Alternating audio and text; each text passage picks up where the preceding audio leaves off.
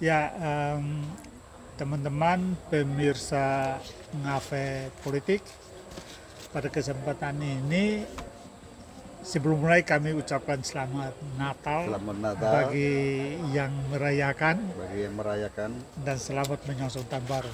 dan selamat menyongsong tahun baru untuk masyarakat Indonesia Oke, dimanapun berada. sip. Nah, saya semua itu sih host Ngafe Politik bersama Mas Yoyo. Kami mau diskusi tentang persoalan kemajemukan, ya kan, pluralisme yang dalam pengamatan kami tidak cukup mendapatkan tempat dalam debat-debat capres cawapres yang sudah dua kali sesi tetapi belum masuk. Ya kita nggak tahu ya nanti di sesi ketiga yang berkaitan dengan hankam barangkali bisa dantol ke situ.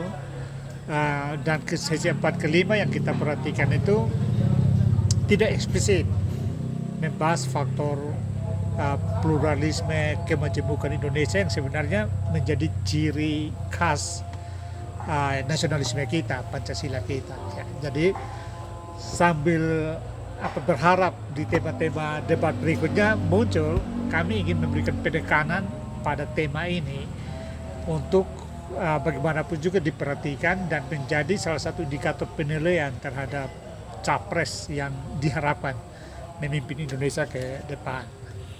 Nah, mungkin 3 poin yang akan kami bahas. Yang pertama itu berkaitan dengan diskriminasi atau tindakan yang tidak adil terhadap kelompok-kelompok minoritas. Ya, ini kira-kira kita mulai dengan masuk dengan kemarin di Riau ya, di desa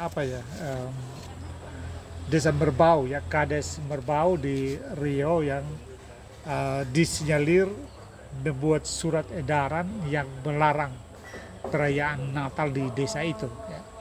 Lalu muncul juga di Banten ya, Lebak, Bupati Lebak yang diindikasikan walaupun sudah buat klarifikasi ya, tapi poinnya bukan di situ. Poinnya adalah bahwa ini muncul sebagai fenomena yang sebenarnya kalau kita refleksi ke belakang banyak runtut kasus-kasus yang berkaitan dengan intoleransi atau ketidakadilan terhadap minoritas. Jadi kali ini kami mulai membahas 3 poin, itu poin yang pertama. Nah itu dalam pandangannya Mas Jo gimana? Baik lihat kasus-kasus yang berkembang selama ini maupun muncul dalam debat-debat kemarin. Apakah terlihat cukup porsi atau tidak? Silakan. Ya, ini Sambil ngopi Mas Jo. Ya, ini sebetulnya permasalahan klasik di negeri kita yang sudah merdeka, bahkan menuju 100 tahun Indonesia merdeka di 2045. Itu diharapkan Indonesia sudah menginjak negara maju. Tetapi hal-hal yang sangat-sangat mendasar dan bahkan menjadi fondasi negara ini belum terselesaikan. Betul. Bahkan terjadi terus-menerus. Betul. Ini sangat-sangat bagi saya sangat-sangat menyedihkan, miris kalau lihat kasus-kasus intoleransi di Indonesia. Ya, pelarangan kegiatan beribadah. Kuantitasnya kelihatan tidak menurun ya dari sejak tidak reformasi menurun. Sampai betul. Tidak menurun. Baik SBY maupun zaman Jokowi ya, tidak menurun. Tidak ada satu kehadiran negara yang menurut saya itu secara tegas itu men-challenge atau menghentikan kegiatan intoleran. Belum cukup. Ya tempo hari yang memang kita akui pembubaran FPI itu sudah menunjukkan kehadiran negara, tapi itu terlambat ya. Iya. Gitu. Terus apalagi menyangkut ini momen di perayaan Natal umat Kristiani di tengah-tengah kontestasi politik ya. Di tahun politik ini ada kegiatan debat capres, cawapres dan lain-lain. Isu-isu seperti ini harus diperkuat, ya, dipertajam ya. Mau dibawa kemana ini Republik ini kan gitu.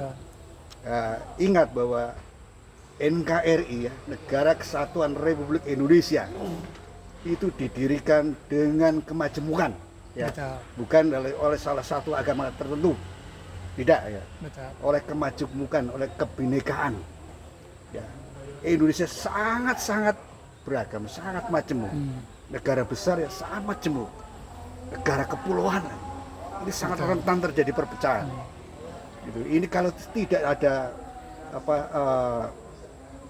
kebijakan atau visi untuk membawa Indonesia kepada negeri yang betul-betul menghargai toleransi, keberagaman, dan udah selesai dengan masalah itu kita dengan ringannya membawa negeri ini ke arah Indonesia maju.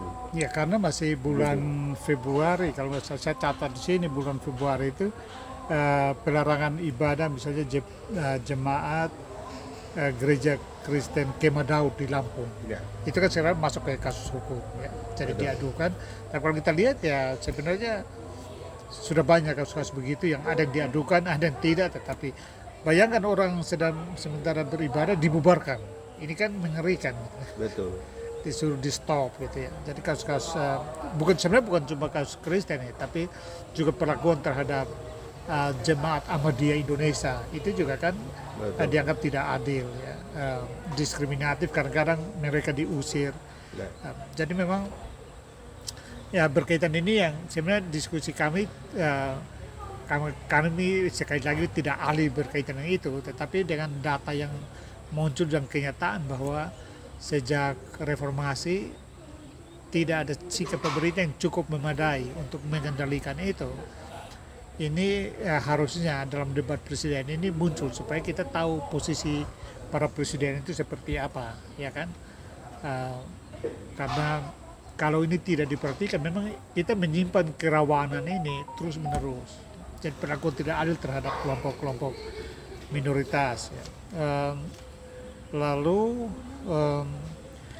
pertanyaan kita adalah, Mas Yoyo, itu ketika kelompok-kelompok ini, karena memang ada yang harus ini bahwa memang ada yang menggerakkan, ya kan?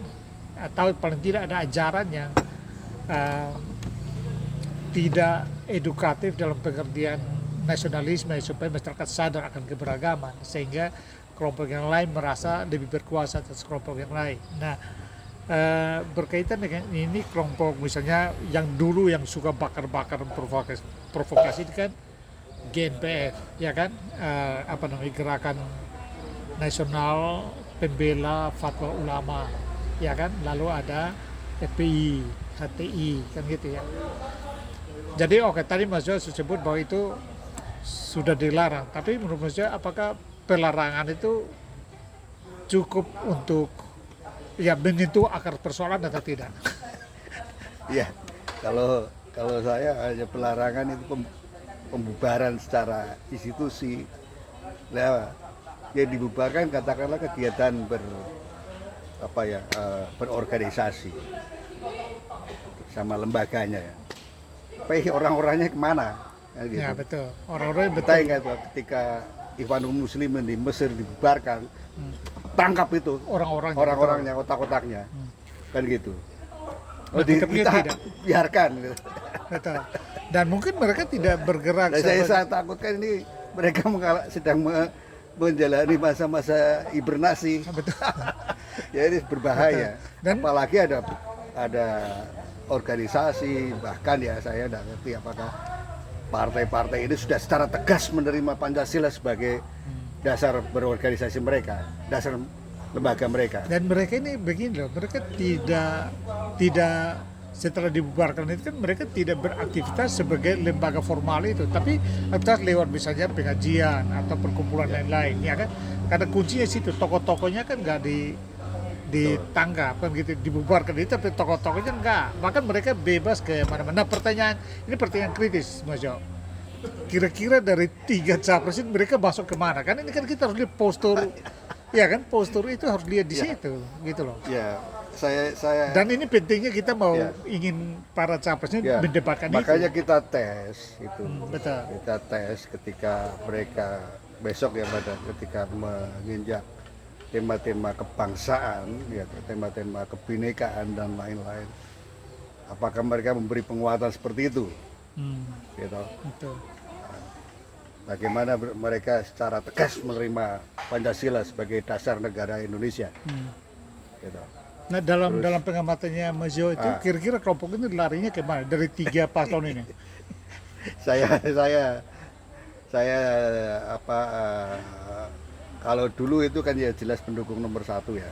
Iya, betul. Dan Ya, juga kalau nomor dulu 2 kan harusnya kan Nah, juga itu juga kasus pilkada DKI Ya. itu kan kayak nomor 2 ya, juga karena kan. dulu kan mereka terhimpun di Iya, betul. capres nomor 2 itu kan Betul. gitu. Cuman sekarang saya tidak ngerti kan gitu. Mungkin mengalami polarisasi dia menyusup kemana-mana saya Tapi tidak ngerti kan gitu. ini Mas Jo, jadi saya baca di ada video juga yang saya dengar yang saya macam buat kontrak dengan paslon nomor 1 dengan Anies ya. Lalu saya baca di media itu pernyataan dari ketua GNPF ya ulama yang juga co-captain dari timnas Amin, Yusuf Matrak. Yusuf Matrak mengatakan bahwa kalau Anies jadi presiden maka ya semua keadilan harus berlaku. Jadi kemungkinan untuk dihidupkan kembali itu ada. Ya, itu sangat Revisi. berbahaya bagi saya. Sangat berbahaya. Organisasi yang sudah apalagi sudah dibubarkan ya. Dan Terus dia mengalami katakanlah dihidupkan kembali. ya gitu, metamorfose ya. Iya. Dia hidup kembali terus kemudian hanya berganti baju dan lain-lain, dia terhimpun dalam satu kelompok pendukung capres tertentu gitu. Ini dan diberi angin di situ, diberi panggung di situ, Betul. mengerikan. Betul. Ini kelompok ini yang sudah track recordnya sudah teruji ya toh. Padahal ini kan Ini pelanggar sangat ideologi. radikal ya toh, ekstrim dan menolak keragaman, apalagi Mari, Mas Pancasila. Bar. Mengerikan kan gitu. Mari Bar. Monggo. Sini. Ya, Sini. Iya, jadi penegasan kita pada ini Mas Wawan orang Rema juga, Ya. bendahara relawan Kawan Indonesia Maju. Ya. Nah, jadi prinsipnya memang kelompok ada indikasi, ada petunjuk kuat bahwa kelompok ini menyebar di paslon nomor 1 dan 2, Bahaya. ya kan? Nah, terutama ya pernyataan Yusuf Matrak ini menurut saya pernyataan yang harus dihati-hati, wanti-wanti.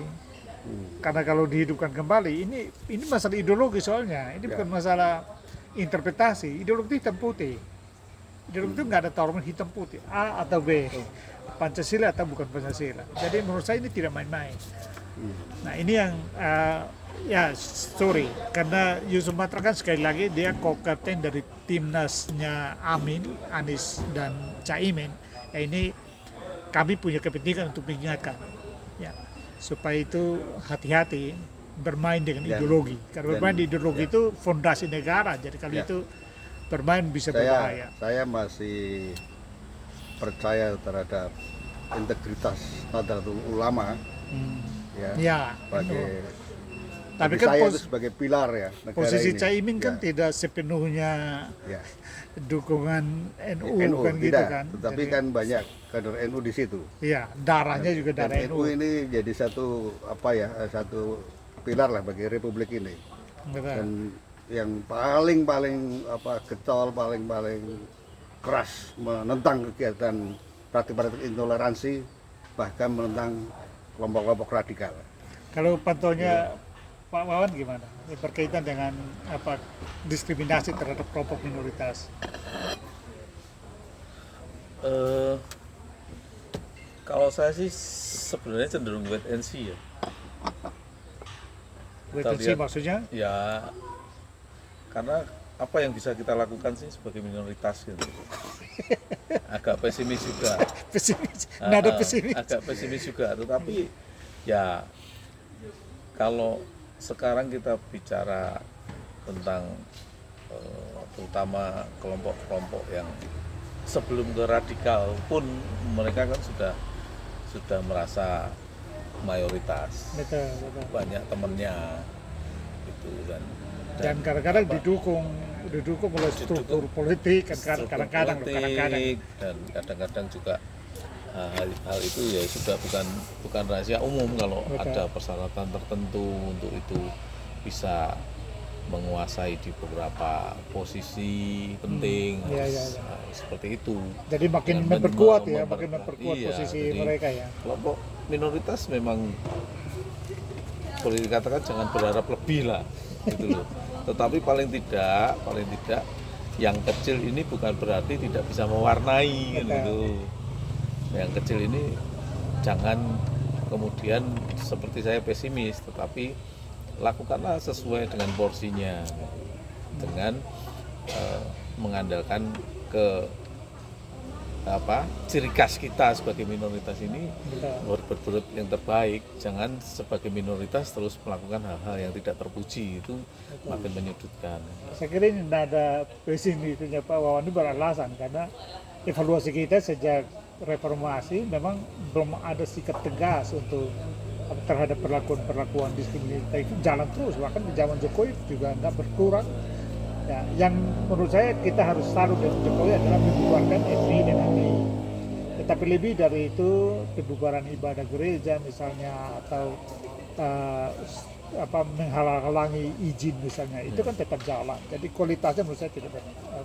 Oke, sekarang harapan kita bersama-sama, Mas Wawan maupun Mas Yoyo berkaitan dengan debat pilpres. Bagaimana ingin isu ini diangkat di debat pilpres? Harapan-harapannya saja. Ya kalau saya itu mereka punya visi yang sehebat kayak apapun, kalau hal-hal yang masalah visi-visi kebangsaan Ya, khusus berkaitan dengan poin ini dulu Mas. dan Khusus berkaitan dengan poin kebinekaan, kemajemukan dan lain-lain, dia tidak ada tempat, ya diberi penguatan percuma. Gitu. Mau dibawa ke pertumbuhan ekonomi sekalipun 10%, 20% mubazir. Ya, Ya. ya Mas Wawan, Gitu, percuma itu. khusus berkaitan dengan kasus diskriminasi terhadap minoritas. Betul. Apa harapannya untuk diangkat di debat? Sebenarnya kuncinya cuma satu kok, Apa? kerukunan.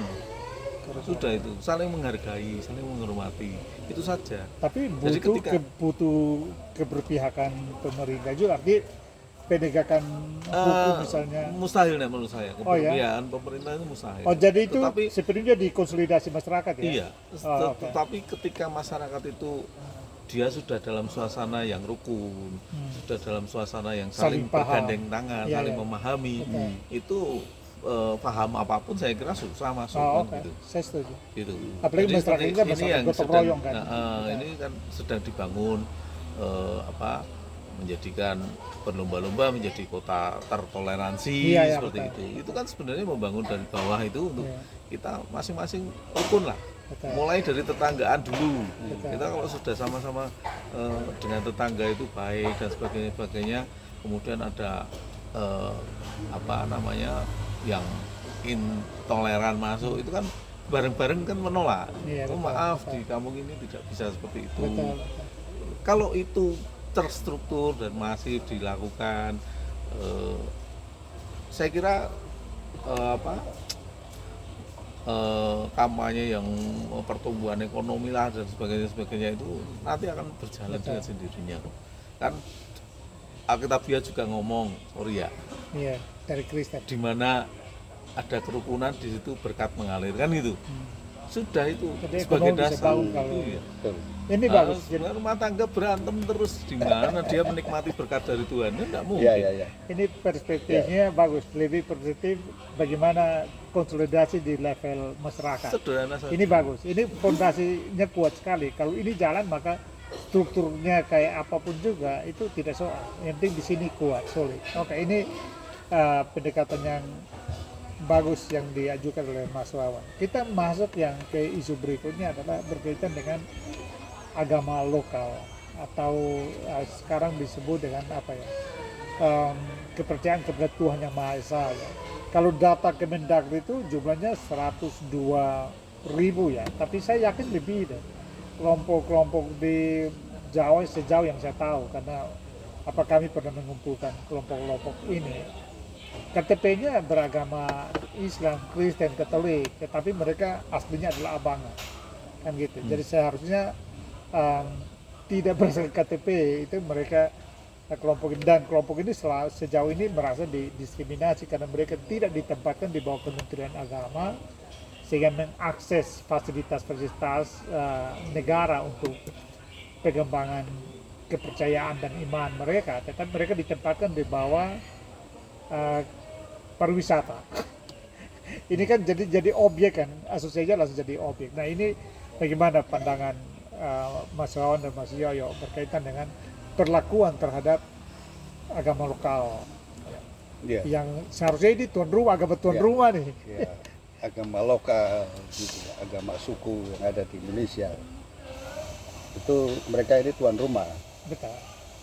Gitu. Agama-agama besar ini ya itu pendatang, Iya. kan gitu. Kita harus bagaimana menghadirkan agama-agama kita itu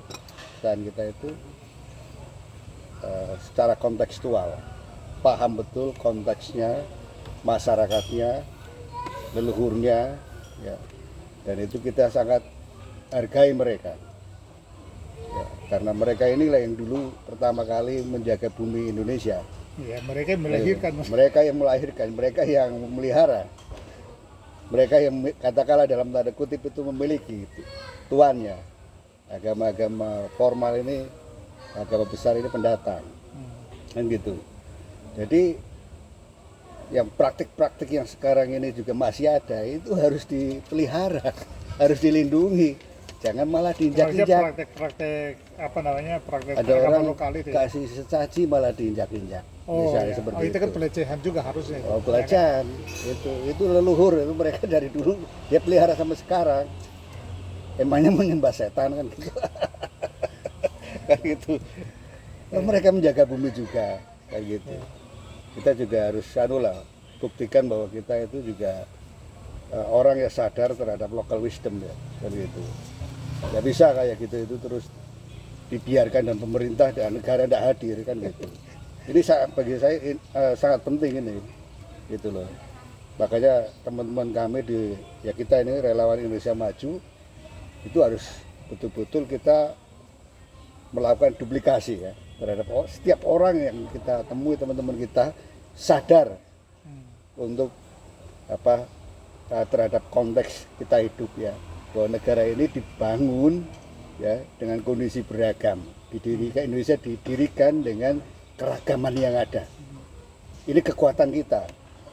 Justru dari berbagai macam suku, agama, ya, golongan dan lain-lain. Ini yang justru mendirikan republik ini, kan gitu.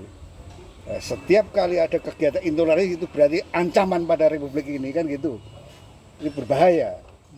Sehingga pada sesi yang masalah visi kebangsaan ke depan ini, hal-hal kayak gini harus dikuatkan. Kita tahu bahwa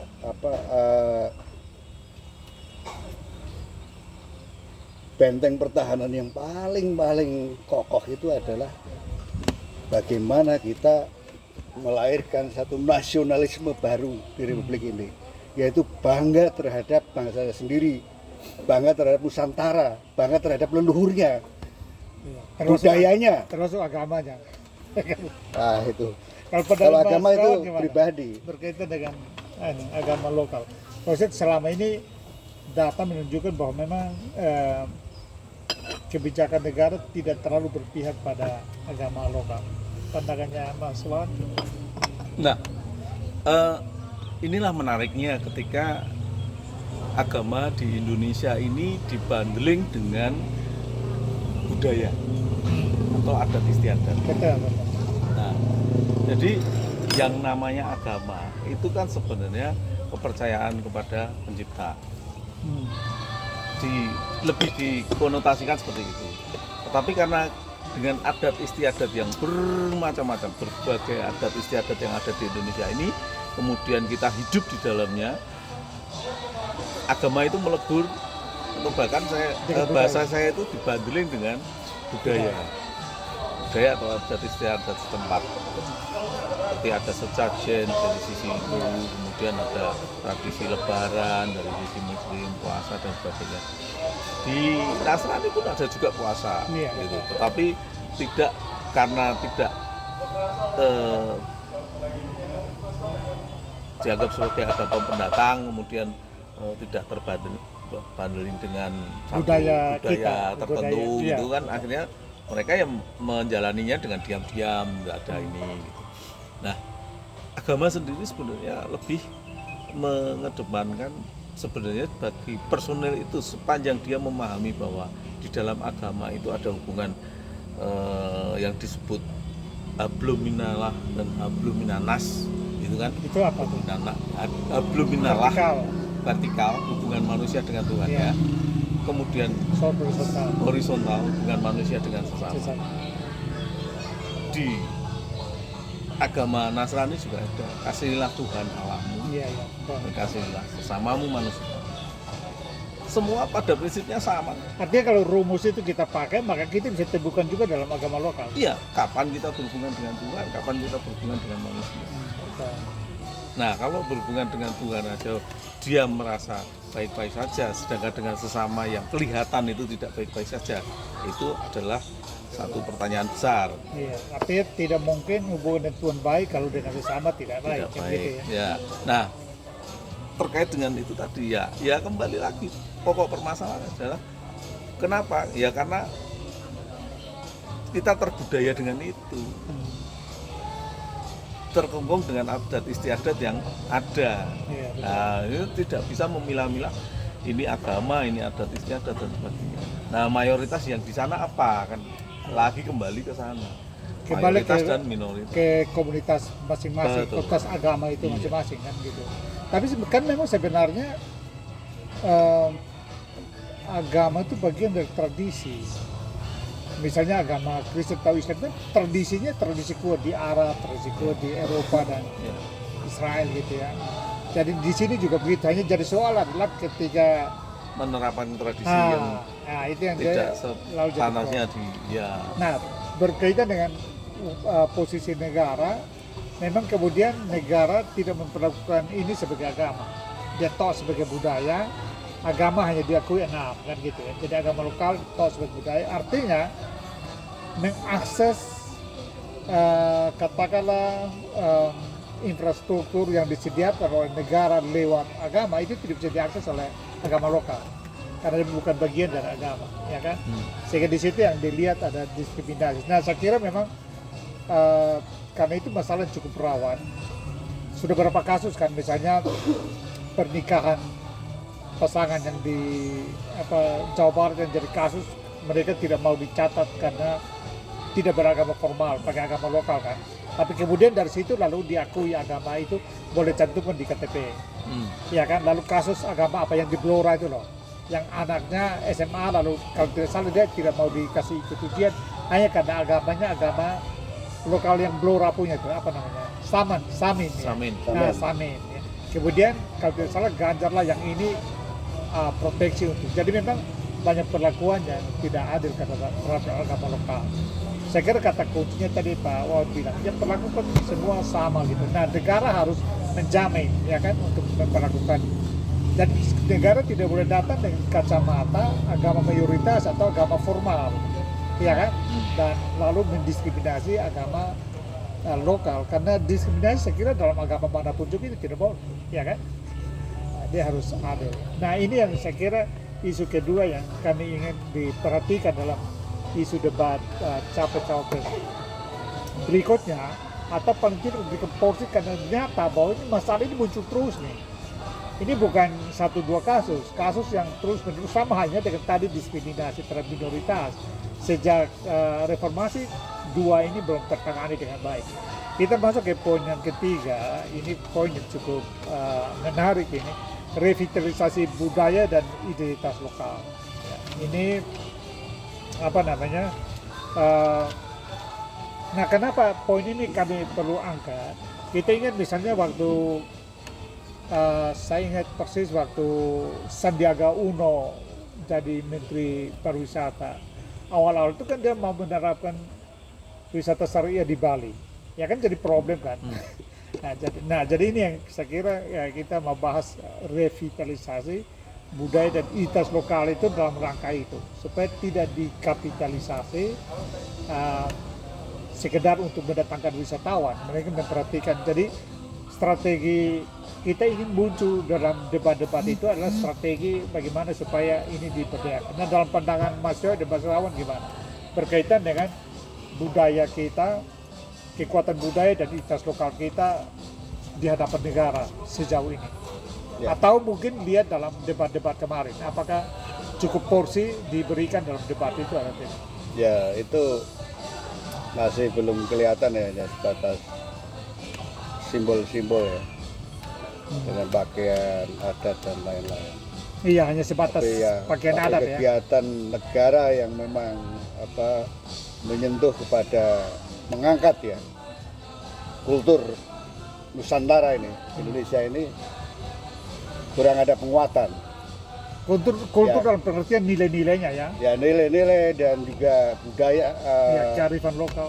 kearifan lokal, terus bentuk-bentuk tradisi yang mereka dimiliki oleh masing-masing daerah. Menurut saya itu kurang, dan itu hanya diangkat pada tataran bisnis pariwisata, Iya, betul. ditonjolkan cara membuat patung, Iya, asmat misalnya dulu kan Iya, iya. dibawa kemana-mana itu betul. di kedutaan-kedutaan, Betul. ngapain kan gitu. Oke lah itu. Tapi menurut saya ini penting. Jadi kita itu kalau mau melestarikan budaya Nusantara, satu itu kita harus bangga terhadap budaya kita. Sangat kaya budaya kita. Leluhur kita itu betul-betul sangat hebat. Jangan bangga terhadap leluhur bangsa lain. Ya, leluhur kita itu, mereka ini adalah leluhur yang unggul. Iya. Bayangkan saja, bisa dimengerti enggak ini? Kalau Borobudur dan Prambanan itu diciptakan, maksudnya dibuat itu ketika teknologi tidak mensupportnya. Tapi mereka bisa buat, kan gitu. Sehingga dunia memahami bahwa ini Borobudur caranya gimana membuat. Hingga masuk menjadi satu bangunan yang dikategorikan miracle, Iya. yaitu 7 keajaiban dunia. Karena Anda paham, Anda bisa mengerti dulu menciptakannya gimana. Ini leluhur kita, leluhur unggul. Jangan bangga terhadap Timur Ya. Tengah dan lain-lain. Semua itu sekarang kan seperti mau digantikan Iya. budaya Tapi Timur kemudian Tengah. memang dieksploitasi aja sekedar untuk bisnis wisata. Ya. Kebanyakan. Ya, itu kita harus bangkitkan semangat terhadap kecintaan pada leluhurnya, kepada budayanya. Ini nasionalisme baru. Ini benteng yang sangat kuat. Karena masyarakat itu, rakyat Indonesia itu bangga terhadap negerinya, budayanya, leluhurnya. Itu mau dihantam kayak apa, mereka akan bersatu dan itu menantang bersama-sama. Kalau Mari Mas bersama. Wan gimana berkaitan dengan itu? Nilai-nilai budaya kita. Khas Indonesia maksudnya. Iya Pak. Dalam Memang tidak sekedar mempromosikan melalui paket-paket wisata itu ya. Ya itu salah satu cara untuk memamerkan bahwa di Indonesia ini seperti ini, banyak seperti ini. Tetapi lebih kepada bagaimana negara atau pemerintah itu memberi ruang. ekspresi Ya, budaya memberi itu. ruang. Ini terlepas dari sisi keyakinan dan agama. Saya kurang sependapat kalau kemudian itu tadi karena terbundling dengan budaya, akhirnya agama itu kemudian bisa bertumbuh di dalam budaya itu. Kalau saya lebih harus kita pisah budayanya seperti itu. Misalnya gini, saya misalnya Nasrani, tetapi saya tidak menolak memakai blangkon dengan keris, dengan baju sorjan, beskap gitu kan. Itu budaya saya sebagai orang Jawa, Iya, betul. saya pakai. Gitu. Tetapi saya mengesampingkan bahwa saya Nasrani, saya seperti itu. Mungkin dipahaminya lebih memberi tempat untuk budaya itu tetap eksis tanpa campur tangan kegiatan berkeyakinan, berketuhanan. Itu saya rasa akan lebih netral seperti itu. Terlepas mereka yang melakukan budaya itu apapun keyakinannya, gitu. Tetapi sebagai orang-orang percaya, pastilah ketika mereka itu di dalam budayanya itu mereka ternyata menyembah berhala, animisme dan sebagainya. Itu kan bisa dituntun secara pelan-pelan tanpa meninggalkan mereka hidup berbudaya. Gitu. Artinya memang kita maksud tema ini memang kita mau berbicara soal strategi pemerintah dalam hal mengembangkan budaya lokal, ya kan? Karena kan saya terus terang, saya khawatir ada kecenderungan untuk menguniversalkan budaya, misalnya dengan memaksakan budaya syariah itu kan membuat semua satu, membuat nanti mengerucutnya ke sana memang. Ya, yang kita itu berarti kita mengabaikan keunikan lokal. Itu ini kan negeri kita sebetulnya apa ya? Menurut saya sedang terancam. Iya, makanya. Terancam oleh apalagi politikaliran. apalagi dulu terpaksa untuk dengan bagian harus begini. Politikaliran ya, yang melakukan penetrasi ke institusi negara. Betul. Dan itu nanti akan dikatakanlah akan dilembagakan dan Tapi kan lain-lain. itu berarti negara rapuh sehingga bisa Pasti. Ya karena kemudian gini Pak Sam. Kemudian itu tadi mencampur adukan dengan keyakinan tertentu, gitu loh. Sehingga seperti anak-anak muda yang baru bertumbuh, belum dewasa secara mental, secara spiritual, mungkin kalau sudah diomongi harus begini karena kalau tidak begini akan begini, sudah takut, gitu loh. Jadi memaksakan satu budaya yang bukan budaya kita sendiri. Itu semangat semangat mengembangkan aliran dicampur aduk dengan itu melalui birokrasi. Itu berarti kan tujuannya mau menaklukkan negara. Iya, menaklukkan negara atau masyarakat. Supaya dasar agama yang dipakai itu berbahaya. Ya, jadi memang ini yang ada dua poin penting yang menurut saya di tema ini yang harus kita pastikan adalah bahwa keberpihakan negara dalam membangun bangsa yang kuat, berkarakter, nasionalisme, menurut saya itu ada pada revitalisasi budaya. Jadi hidupkan kembali praktek-praktek budaya kita, nilai-nilai dan karakternya. Karena saya terus terang melalui forum ini mengatakan bahwa kalau kita berbicara untuk membangun karakter bangsa, saya lebih optimis merevitalisasi budaya kita daripada agama dan pendidikan. Agama dan pendidikan penuh dengan korupsi, terus terang aja. Tapi kalau dengan budaya, orang nggak berani macam-macam dengan budaya. Institusi dan nilai-nilai budaya itu sangat dihargai. Ya, pendidikan juga sudah terasuki ini ya. Sudah masuk. Aliran ya, menurut saya. Pendidikan, dulu, Kementerian Agama itu pusat korupsi. Siswa dulu dibebasin nggak pakai hijab ya. Sekarang pakai. Itu yang saya bilang universalisasi itu. Itu kan budaya. Betul. Budaya. Gitu loh. Itu mau apa? Budaya kan asing kan? Iya, budaya asing Timur Tengah kan gitu. Itu bagi saya itu yang mengerikan. Jadi apalagi ada praktik-praktik intoleran ketika dia tidak mau pakai terus dipaksa. Iya, betul. Bahkan di di sekolah-sekolah negeri dipaksakan untuk harus pakai ini, pakai itu. Kenapa tidak dipaksakan untuk justru praktik budaya lokal itu yang muncul di pendidikan sekolah, ya kan? Jadi memang prinsip kita adalah strategi pemerintah harusnya merevitalisasi budaya dalam rangka membangun karakter bangsa. Karena nilai-nilai budaya kita boleh dikatakan masih sangat tinggi, moralitas dan etik ya kan. Saya jadi ingat kata-kata Bung Karno bahwa ancaman terbesar di NKRI ini adalah bukan di negara lain, tapi bangsanya sendiri. Iya, menghadapi bangsa sendiri. Berbahaya ya. Jadi ya ini, jadi ada ya semangat aliran yang dikembangkan untuk Iya. dilembagakan di negara ini, gitu. Nah ini poin penting yang harus negara diperhatikan oleh negara. Jadi sekali lagi revitalisasi dalam rangka membangun karakter bangsa. Karena karakter bangsa itu hanya bisa dibangun kalau budaya, nilai-nilai budaya diperkuat, praktek budaya, moral, etik, ya, dari segi moral etik ya. Nah, itu diperkuat. Tapi ada satu kekhawatiran yang berkaitan dengan pariwisata tadi. Menurut saya pariwisata cenderung mengeksploitasi nilai-nilai budaya. Jadi bukan untuk memperkuat, merevitalisasi institusi budaya kita, infrastruktur budaya kita, melainkan mengeksploitasi.